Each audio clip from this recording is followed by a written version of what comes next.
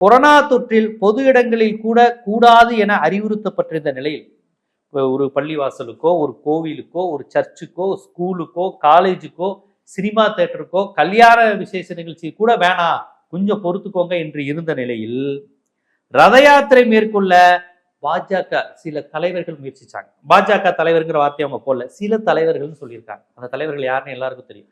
அப்ப அண்ணாமலை அவர்கள் இந்த மக்கள் மீது அக்கறை கொண்டவராக, இந்த தேசத்தின் மீது அக்கறை கொண்டவராக என்ன கேள்வி கேட்டீங்க அண்ணாமலை அண்ணா அப்படின்னு சத்யராஜ் பொண்ணு கேட்டிருக்கிறாங்க. தடுப்பூசி கொள்கையில் பெரும் பிரச்சனைகள் ஏற்பட்டது ஏன்? வேக்சினேஷன் இதுல மாநில அரசே வாங்கிக்கலாம், மாநில அரசே முடிவு எடுத்துக்கலாங்கிற மாதிரி முடிவுகள் வராத போது நீங்க அதில் ஏன் இவ்வளவு பெரிய தடுமாற்றம் வந்தது அப்படிங்கிற கேள்வியை கேட்கிறாங்க.